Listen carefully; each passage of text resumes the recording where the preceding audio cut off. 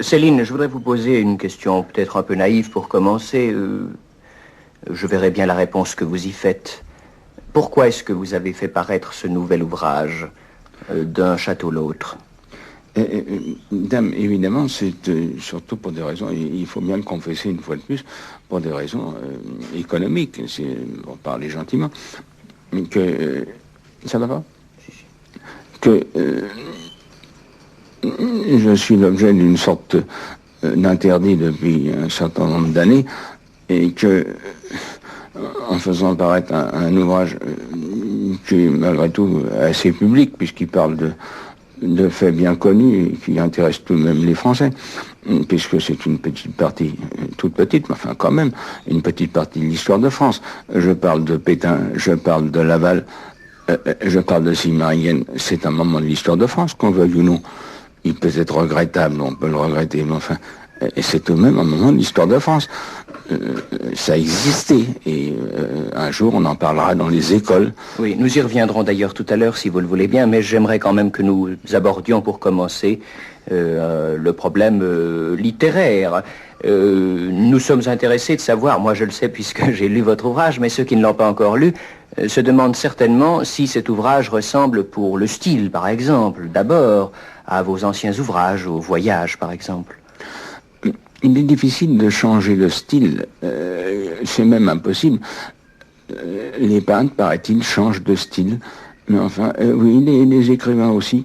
Moi, je ne crois pas que ça me soit arrivé. N'est-ce pas, l'histoire, l'affaire du style, si j'ose dire, m'intéresse plus spécialement. Ça m'intéresse plus spécialement parce que je suis un styliste, j'ai cette faiblesse, et je crois que c'est une faiblesse peu répandue. Mais il faut dire que c'est ce qui est le plus difficile, le style, n'est-ce pas? C'est envoyer des messages ou des pensées profondes. Je n'ai qu'à ouvrir un ouvrage spécialisé, j'en ai plein, n'est-ce pas? Et j'ai qu'à regarder dans la médecine, je vais être plein, je vais facilement briller, étinceler, n'est-ce pas? Non.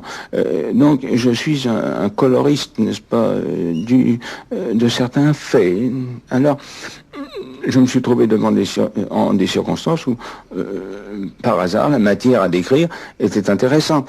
Proust s'occupait des gens du monde. Je me suis occupé des gens qui venaient à ma vue et à mon observation. Et alors, j'ai décrit leurs petites histoires avec un style qui, paraît-il, est le mien. Oui. La littérature est donc pour vous d'abord une affaire de style. Et quand vous dites style, vous le distinguez de l'histoire proprement dite. L'histoire, je la conforme absolument au style, de même que les peintres ne s'occupent pas spécialement de la pomme, n'est-ce pas? C'est la pomme de Cézanne ou le miroir de Renoir, n'est-ce pas? Mon Dieu, ils sont, ou la bonne femme de Picasso, ils sont, ou la chaumière de Vlaminck, ils sont le style qu'ils lui donnent, n'est-ce pas? Ils ne s'occupent pas beaucoup, l'objet lui disparaît, n'est-ce pas? Oui. Plus ou moins. Vous savez, quand on vous lit, Céline, nous avons l'impression que vous composez vos livres d'une façon très directe, très coulante, que ce fameux style parlé qui est votre caractéristique est né d'une sorte d'improvisation constante. Est-ce que c'est vrai? Oh non, monsieur, pas du tout. En réalité, je travaille avec beaucoup de labeur, j'ose dire. Il y a l'éloquence naturelle, mais ça évidemment c'est une base. Mais enfin, la feuille de papier ne retient pas l'éloquence naturelle. On connaît la pauvreté de ce que donnent les discours à la Chambre ou les plaidoiries quand elles sont transcrites en sténo, n'est-ce pas? Non. Et dans le peuple, l'envoi du van, n'est-ce pas? Ça fait une petite phrase drôle et puis c'est tout. Mais tenir un effort de stylisation de 500, 400, 500 pages demande énormément d'efforts. À savoir qu'il faut complètement revoir et revoir. Pour dire la vérité, ça fait 400 pages imprimées font 80 000 pages à la main. Et c'est... Le lecteur n'est pas forcé de le savoir, il ne doit même pas le savoir. C'est affaire de l'auteur à effacer le travail. vous mettez le lecteur dans un paquebot, et tout doit être délicieux, n'est-ce pas? Ce qui se passe dans les soutes, ça ne le regarde pas. Et ce qui se passe sur la passerelle, ça ne le regarde pas. Il doit jouir des paysages, de la mer, du cocktail, de la valse, de la fraîcheur des vents, et tout ce qui est mécanique, ou servitude, ou service, ne le regarde pas du tout. Et si vous avez un mauvais paquebot, un mauvais capitaine, un mauvais cuisinier, une mauvaise compagnie, si le passager est indisposé par ce qui fait tourner la machine, retirer le poulet et conduire le bateau hors des écueils. C'est évident. Voilà tout. En vous entendant donner une importance aussi grande au style, on pourrait croire que vous êtes d'abord disons le mot, un esthéticien. Mais cela ne me satisfait pas, en tout cas pas, parce que j'imagine que la littérature pour vous a tout de même d'autres utilités. Elle a par exemple celle de vous situer, de vous reconnaître au sens premier du terme. C'est tout de même une chose importante. Vous écrivez, ça n'est donc pas... Vous n'êtes pas un mandarin de la littérature. Vous êtes au centre même de vos ouvrages. Monsieur Lannes, nous touchons une notion très délicate. Je crois que j'ai eu, inconsciemment sans doute, mais j'ai eu grand soin de ne pas être mandarin de la littérature. Je l'ai pour ainsi dire cherché. Et pour tout avouer, et si je me suis dit mis tant de gens ados, l'hostilité du monde entier, je ne suis pas très certain que ce ne soit pas volontairement, précisément pour ne pas être populaire et ne pas avoir à être flatté par un tel et prendre de l'importance, ce qui est une chose hideuse, n'est-ce pas? J'ai donc cherché, pour ainsi dire, la modestie et même la réprobation générale. Je ne peux pas dire que je l'ai absolument cherché, mais on s'est trouvé. Si j'avais voulu l'éviter, il était bien simple de l'éviter, je n'avais qu'à me taire. Je ne me suis pas tué en 37 ou 38, je n'avais qu'à me taire, on me laissait bien tranquille. Je me suis mis dans une histoire bien horrible, et puis cela m'a valu un détachement et une hostilité totale, n'est-ce pas? Mon Dieu, dans laquelle je suis ainsi dire le mandarin, si vous voulez, dans l'opprobre, puisque je vois actuellement, par exemple, même des gens que l'on m'a considéré pour avoir été collaborateurs, qui me honnissent absolument, n'est-ce pas? Et qui reprennent les mêmes calomnies que les partisans de M. de Gaulle ou de monsieur résistant quelconque. Évidemment, je suis isolé, pour ainsi dire. Et isolé, c'est pour être plus en face de la chose. J'aime beaucoup l'objet. Et c'est pas beaucoup apprécié à l'époque où nous sommes. On s'occupe beaucoup plus de la personnalité, n'est-ce pas, que de l'objet, n'est-ce pas? Alors on est personnaliste, n'est-ce pas? De même qu'on est verbaliste. Ce n'est pas mon cas. Ce n'est pas mon cas du tout. Et alors je suis un travailleur de la chose en soi. Ça, ce n'est pas du tout apprécié de nos jours, ça ne se prendra jamais. À moins qu'il se produise une révolution antimatérialiste à un moment donné, dans des siècles et des siècles. Mais pour le moment, nous sommes évidemment à l'époque de la publicité et de la mécanique. Alors, le robot génial, n'est-ce pas, et l'auteur à succès, n'est-ce pas? Voilà, n'est-ce pas, c'est vrai. Quand vous dites que l'objet est votre intérêt principal, ceci s'oppose aussi, je pense, aux idées générales. Mais sur ce point-là, il me semble que vous, Céline, avant-guerre, justement, dans les années 1937 que vous venez d'évoquer, vous avez tout de même pris une attitude en faveur de problèmes d'un ordre général. Et c'est ça qui a été la source de vos malheurs. C'est-à-dire que ce n'est pas exactement en vertu d'un ordre ou d'un autre, c'est pour la paix et anti-guerre. Ça, j'étais forcément anti-guerre, mais formellement, absolument. Je l'étais complètement, comme j'ai le droit de l'être. Vous êtes pacifiste? Ah, je suis pacifiste total. D'autant plus que je suis médaillé militaire depuis le mois d'octobre 1914, pas d'hier. Je suis mutilé de guerre 80%. Je le sens, n'est-ce pas, encore actuellement. Par conséquent, j'ai tout à fait le droit d'être pacifiste, n'est-ce pas? Je me suis engagé dans la Seconde Guerre, même comme médecin, d'un bateau. J'ai été coulé au large de Gibraltar. Je connais bien les petits à côté de la guerre. Je n'aime pas, n'est-ce pas? Je ne l'aime pas. Je trouve ça imbécile et tout à fait défavorable à une société quelconque. Alors, bon, alors j'ai dit, j'ai trouvé, moi, je suis imaginé les causes de la guerre que j'ai attribuées à certaines sections, n'est-ce pas? Monsieur Philippe le Bel devait tous ses malheurs aux Templiers, n'est-ce pas?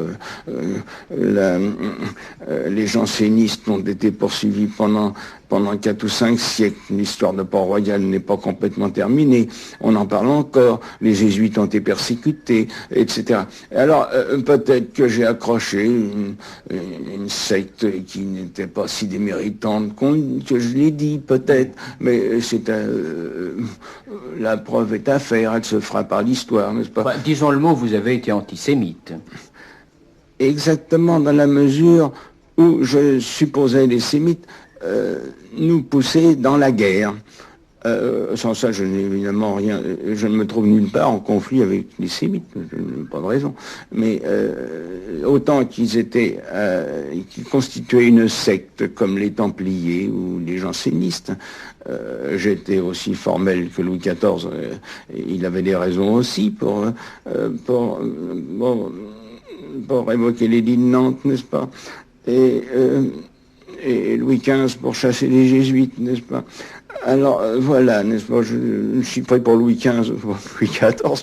C'est évidemment une erreur profonde, alors que j'avais qu'à rester ce que je suis, n'est-ce pas? Et tout simplement me taire, n'est-ce pas? Et là, j'ai péché par orgueil, n'est-ce pas? Et je l'avoue, par vanité, par bêtise. Je n'avais qu'à me taire, n'est-ce pas? Et ce sont des problèmes qui me dépassaient de beaucoup. Je suis né à l'époque, on parlait encore de l'affaire Dreyfus, n'est-ce pas? Tout ça, c'est une vraie bêtise dont je fais les frais. Et en ce moment-ci, remarquez que je suis accablé par toute espèce de gens qui me trouvent transfuge, relapse, vendu, etc. Enfin, qu'est-ce que vous pensez de cet opprobre? Oh, rien du tout. Je dis que bientôt j'aurai 65 ans, j'aurai la retraite des médecins, 200 000 francs par an. Et que, mon Dieu, je resterai bien tranquille. Je serai parvenu tout de même à passer à travers la plus grande chasse à courre qu'on ait organisée dans l'histoire. Et c'est déjà pas mal, n'est-ce pas? Je n'ai renié rien du tout. Je ne change pas d'opinion du tout. Je mets simplement un petit doute. Mais il faudrait qu'on me prouve que je me suis trompé. Et pas moi que j'ai raison. Écoutez, vous disiez que vous étiez un pacifiste et que vous l'êtes encore. Ah, absolument. Mais comment concilier ça avec le fait que vous ayez vanté l'armée allemande, par exemple? L'armée allemande, je la vantais avant qu'elle pénètre en France et fasse la guerre. Je trouve qu'elle était un bon moyen d'être une force. La Suisse a une armée et la principauté de Monaco a une armée. Le glaive, évidemment, c'est la force, n'est-ce pas? C'est l'ordre. Et alors, l'ordre, maintenant, il n'y a plus de force nulle part. Alors, on ne peut pas le maintenir. Puisque si on s'adresse en français, je pourrais leur dire que s'il y avait toujours eu une armée allemande et si on n'avait pas déclaré la guerre, et si l'Allemagne était ce qu'elle était, eh bien, ils auraient conservé l'Algérie sans mal, ils n'auraient pas perdu le canal de Suez, ni l'Indochine. Ils ont introduit le désordre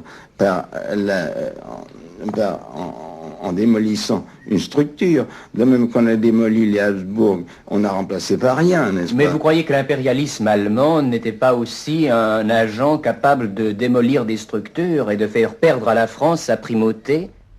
Je crois qu'on pouvait, à mon avis, je crois qu'on pouvait très bien négocier avec les Allemands avantageusement, à savoir que nous avions encore sur eux du prestige. Ils se souvenaient de la tripotée de 18 et ils en gardaient un très beau respect. Vous savez, pour conduire les peuples, il faut avouer que depuis le commencement du monde, on n'a jamais eu de prestige que de la guerre qu'on vient de gagner et le prestige de celle qu'on va gagner. Espérons. Ainsi qu'un doyen, un président de l'Académie de médecine, à l'âge de 80 ans, avait fait le tour du monde. Il s'était mis à faire le tour du monde. Et avec sa gouvernante. En revenant, elle a dit, oh, il n'y a pas de valeur spirituelle, ni artistique, tout ça n'existe pas. Il y a simplement deux choses qui comptent, le prestige de la guerre qu'on vient de gagner et le prestige de la guerre que l'on vous prête à gagner. Et c'est tout. Par conséquent, nous avions le prestige d'avoir gagné la guerre 18. Il fallait conserver ce prestige à toute force, n'importe quel moment, ne pas le mettre en péril, ne pas le mettre sur la table, ce prestige, n'est-ce pas? C'est ça que je voyais, et que je vois encore d'ailleurs. On conservait le petit poilu, 18, Verdun, ça comptait énormément, ça comptait beaucoup. Et alors, on ne nous attaquait pas, personne ne bougeait, le Suez ne bougeait pas, Suez ne bougeait pas, l'Indochine ne bougeait pas, l'Algérie ne bougeait pas, le Maroc ni la Tunisie, tout le monde restait en place. Ça, il suffisait de simplement d'envoyer un bataillon de la Légion, régler tout. Tandis que maintenant, pardon, n'est-ce pas, tous ces gens-là ont appris que nous étions faibles. Et dans l'histoire de l'humanité, on n'a jamais beaucoup ménagé les faibles, qu'on ait dit ou non. C'est là que je voyais l'armée allemande utile, le gendarme allemand. Oui. Voilà, c'est tout. C'était simplement ça. Je me suis peut-être trompé, moi je ne demande pas, mais je ne discute pas. Moi je suis au bout du rouleau. On pourrait quand même s'étonner d'une chose, Monsieur Céline, c'est qu'au moment où les événements ont tourné, ou autrement dit, où les puissances de l'Axe ont commencé de ne plus avoir le vent en poupe, vous ayez persévéré. Est-ce que c'était pour vous une question d'honnêteté ou de conscience? Expliquez-moi un peu. Monsieur, je n'ai jamais persévéré à rien de ces affaires politiques. Non, du tout. Je n'ai jamais collaboré à aucun journal, ni donné des interviews, ni parlé à la presse, ni voté, ni fait partie d'un parti. Je suis absolument strictement indépendant et je m'élevais simplement comme écrivain. Je croyais dans ma vanité pouvoir influencer qui que ce soit en faveur de la paix. Bon, c'est tout, strictement tout, n'est-ce pas? Jamais, je n'ai touché rien, pas un sou de personne, ni américain, ni anglais, ni allemand, ni suisse, ni rien du tout. Oui. Donc je n'ai vécu que de mes droits d'auteur, et très misérablement. Et c'est tout.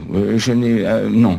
Quand ils ont persisté ou pas persisté, après Stalingrad, disons le mot, il y a eu des virages byzantins, n'est-ce pas? Tout le monde s'est accroché, est devenu anti-allemand. Bon, mais je n'avais pas à être ni anti-allemand ni anti-ceci. Pendant toute la guerre, les Allemands sont venus me voir et m'ont toujours dit nous allons gagner, nous avons la victoire.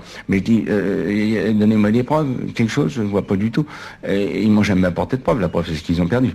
Je n'ai jamais été, je n'ai jamais voulu que la paix, n'est-ce pas? Quand ils sont entrés en France, je n'étais pas partisan, je n'ai jamais dit hurrah, vive les Boches, ça m'amusait pas comme les autres. Ils ont été assez stupides, Hitler en particulier, pour ne pas faire la paix à temps, de même que nous avons fait la paix trop tard en 18, nous avons dû la faire en 15 ou en 16, de même eux, se sont acharnés, ou plutôt Hitler s'est acharné dans les batailles qui étaient la fin de l'Allemagne, n'est-ce pas? Toujours dans ce principe absurde de guerre, n'est-ce pas? Tout est là, n'est-ce pas? Moi, je n'ai rien à me repentir de rien du tout. Je n'ai jamais été partisan de ceci, cela. J'étais partisan de l'armée allemande parce qu'elle maintenait la paix en Europe, en France en particulier, et a conservé ses colonies. Oui. Mais c'est tout. Qu'on prouve le contraire. Tout oui. Non, mais ce que je voulais dire par ma question tout à l'heure, c'était ceci. Pourquoi est-ce que vous avez été emmené à Simia? Pour la question très simple, qu'à Paris, on ne demandait qu'à m'assassiner. J'aurais même pas vu la cour de justice, moi. J'étais assassiné, soit l'Institut dentaire, soit la Villa Saïd. Tout était prêt.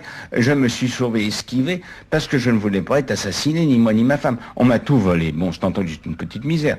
On m'a tout pris, oui. On m'a foutu en prison là-bas au Danemark. J'ai fait 2 ans de réclusion. Bien. Tout ça, c'est banal. Mais absolument, je suis femme du monde et non pas putain, n'est-ce pas?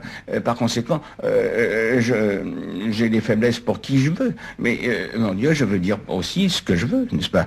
Une femme du monde, elle a un choix dans un salon, n'est-ce pas? Mais on n'a pas à lui dire, dites non, mais non, tandis que si la femme est professionnelle, elle prend le client, n'est-ce pas? Moi, le client ne m'intéresse pas. Je suis femme du monde, n'est-ce pas? Oui, oui, voilà le petit côté de l'histoire. Ils sont très difficiles.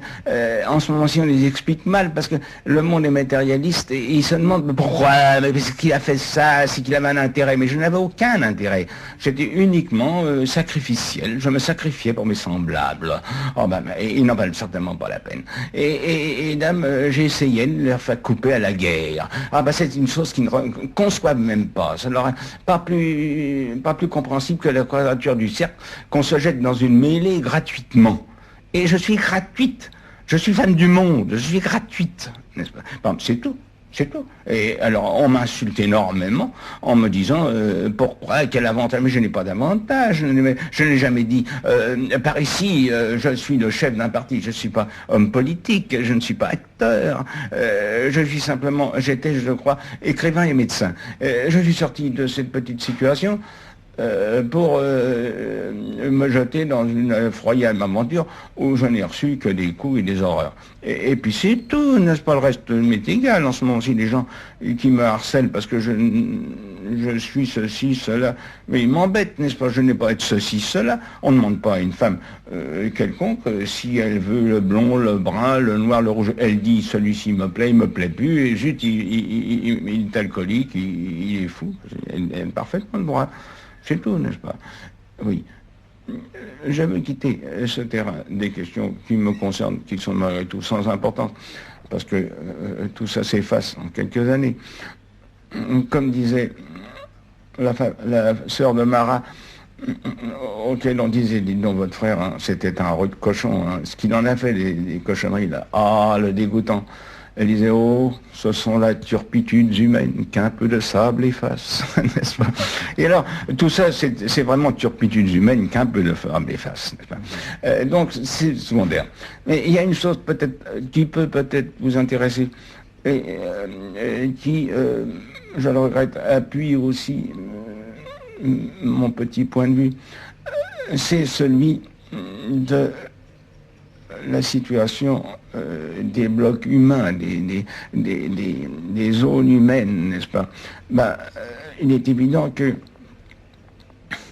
la France était la première nation du monde quand elle avait 25 millions d'habitants sous Louis XIV, et elle donnait la loi au monde. Quand Louis XIV avait une indisposition, tout le monde était inquiet. Mais maintenant, elle n'est plus rien en natalité, en nombre, n'est-ce pas? Elle est 40 millions en face de blocs qui ont des milliards, n'est-ce pas? Ce sont des milliards dont on parle maintenant. Alors on ne peut pas... Déjà, au temps d'Hitler, la grosse gaffe d'Hitler, n'est-ce pas? C'est qu'il a parlé alors qu'il avait 80 millions d'hommes derrière lui. Il aurait eu 400 millions d'hommes derrière lui, il aurait gagné. C'est évident. Et c'est une question de nombre. Alors, vous n'avez pas le nombre, taisez-vous. Vous n'avez pas le nombre, taisez-vous. Alors, en ce moment-ci, on parle, n'est-ce pas, dans une petite Europe toute petite, n'est-ce pas? La France est devenue les Deux-Sèvres sans s'en apercevoir. Elle est devenue pas plus importante que la Drôme ou l'Ariège, n'est-ce pas? Oui, mais vous savez tout de même que la puissance d'une nation ne se mesure pas qu'au nombre de ses habitants. Ah, si elle a ses ressources matérielles, elle les a pas non plus. Alors elle n'a pas parlé, n'est-ce pas? Napoléon, qui n'était pas si sourd qu'on veut le dire, disait la Chine est un géant qui dort. Quand il bougera le petit doigt, il fera trembler le monde. Nous sommes à l'époque où le géant remue le petit doigt, n'est-ce pas? Et j'ai bien peur qu'il fasse trembler le monde, n'est-ce pas? Mais alors, quel avenir voyez-vous à votre pays? Je ne lui vois pas plus d'avenir qu'au Danemark, à la Hollande, et moins qu'à la Suisse, qui a une habitude de ces situations-là. C'est un pays qui continue à parler, je vous dis, comme sous Louis XIV, alors qu'il est devenu les Deux-Sèvres, hein, n'est-ce pas? Ce qu'il dit n'a aucune importance. Il n'a plus de souveraineté, ce qui est grave. Il prend sa souveraineté soit en Russie, soit en Amérique. De lui-même, il ne peut rien dire, l'affaire de Suez le prouve, n'est-ce pas? Il n'a plus de souveraineté, on lui a enlevé sa souveraineté. Il est forcé de la prendre où on lui prête, n'est-ce pas? Ce qui ne se serait, d'ailleurs, ce que je dis, ce qui ne se serait pas passé si c'était uni avec l'Allemagne. C'est ce qu'il cherche en ce moment-ci. Il cherche la France européenne, ils la font en ce moment-ci, ils essayent, mais l'histoire ne repasse pas les plats, il n'y a rien à faire. Alors, c'est fini, parce que les autres grimpent en natalité tout le temps. Ils ont une force écrasante de dynamisme, et nous, mon Dieu, nous restons dans notre petit emploi, n'est-ce pas? Pas plus important que les Deux-Sèvres. Je vois pas. Ça s'en va. On raconte des histoires. Mais non, non, non, non, non. Alors, par conséquent, voilà. Et en ce qui vous concerne, vous, comment voyez-vous l'avenir? Une phrase de votre ouvrage m'a beaucoup effrayé. Je veux bien que votre ouvrage, vous l'avez intitulé roman. Mais enfin, ce mot ne m'arrête pas trop, parce qu'il est tellement vous-même, il y a tellement de vous-même dans ce roman. Or, à la page 35 exactement, vous annoncez votre suicide, et vous précisez même dans la cave et à la carabine. Et ceci pourrait être fort bien arrivé. C'est une question vraiment que j'envisage assez calmement. Pourquoi? Parce que c'est une question de gaz, d'électricité, d'haricots. Je mange très peu. Je bois de l'eau depuis toujours. Je ne fume pas. Je bois de l'eau. L'ascétisme m'est naturel, n'est-ce pas? Dieu sait pourtant si j'ai vécu toute ma vie au milieu de tout ce qu'on peut imaginer. Mais je suis voyeur, n'est-ce pas? Je ne suis pas exhibitionniste. Et il y a deux races d'hommes au fond, les voyeurs et les exhibitionnistes. Moi, je suis voyeur, n'est-ce pas? Et donc, je me contente de regarder. Je ne consomme pas, n'est-ce pas? Je ne consomme pas du tout. Alors, mais tout de même, même en consommant très peu, la vie coûte très cher. Alors, si la vie augmente beaucoup, beaucoup, mes ressources n'augmentant pas beaucoup, évidemment, où il peut m'arriver une grave maladie. Il y a des gens qui peuvent vivre avec une grave maladie, moi pas. J'ai bien des amis qui sont cancéreux, qui sont tubercules, qui sont... Bon, je trouverais plus naturel de m'en aller. Il ne me coûtera pas tellement, vous savez. Je m'en irai. J'accompagnerai ceux qui sont morts, c'est tout. Oui. Se suicider suppose pas mal de mépris de soi-même. On a dit, Céline, que vous méprisiez les hommes. Est-ce que ce mépris des hommes, si c'est vrai, irait jusqu'au mépris de vous-même? On m'a dit mieux ça, l'ennemi du genre humain. Hein. C'est une nouvelle façon de me traiter. Je suis l'ennemi du genre humain. Je suis un génocide platonique, n'est-ce pas? Alors, bon, je suis génocide verbal, platonique. Je ne sais pas, on ne sait plus quoi trouver. Bon. Alors, c'est pas important. Ce sont la turpitude humaine qu'un peu de sable efface. Je copie la sœur de Mara. Et tout ça est sans importance. Ce qui est beaucoup plus important, c'est évidemment de payer, vous l'avez vu, l'épicier, qui est bien gentil, mais enfin, il est là. Et puis arriver à m'en aller, si possible sans douleur, je n'y tiens pas tant que ça. Enfin, je connais les moyens vraiment d'en finir. Mais vous voulez dire par là que vous songez à l'idée de votre mort? Vous êtes résigné à cette idée? Oh, tranquillement. Oh, le plus paisiblement du monde. Et vraiment, je manie, vous savez, la phraséologie, la rhétorique, si l'on veut, comme ça pour gagner ma vie et celle de ma femme. Mais mon Dieu, le jour où les forces disparaîtront complètement, je me trouverai incapable de subvenir à mes besoins. Évidemment, je ne serai pas le seul à m'en aller. C'est pas une nouveauté. Quel mot voudriez-vous prononcer? Quelle phrase voudriez-vous écrire avant de disparaître? Ils étaient lourds. Voilà ce que je pense, oui. En pensant, les hommes en général, ils sont horriblement lourds, n'est-ce pas? Ils sont lourds et épais. Voilà ce qu'ils sont, n'est-ce pas? Plus que méchants et bêtes en plus. Mais ils sont surtout lourds et épais. Et vous avez essayé d'être léger? Oh, j'ai pas besoin d'essayer. Je n'ai pas besoin d'essayer. Je suis le fils d'une réparatrice de dentelle ancienne. Je me trouve à avoir une collection assez rare, une seule chose qui me reste. Et je suis peut-être un des rares hommes qui sait différencier la Baptiste de la Valencienne et la Valencienne du Bruges, le Bruges de l'Alençon. Je connais très bien les finesses, très très bien. Et je n'ai pas besoin d'être éduqué, je le sais. Et je sais également la beauté des femmes comme celle des animaux. Très bien, très très bien. Je suis expert en ceci. Mais pour être expert en ceci, il faut vraiment s'en occuper. C'est dans son laboratoire intime qu'on s'occupe de ces choses-là. Et je le répète, je trouve surtout les choses énormément lourds. Je les trouve lourds. C'est surtout ça que je trouverais. Dieu qu'ils étaient lourds. Voilà tout ce qu'ils me font comme effet. Surtout quand ils s'imaginent d'être malins. C'est encore pire. C'est tout ce que je vois.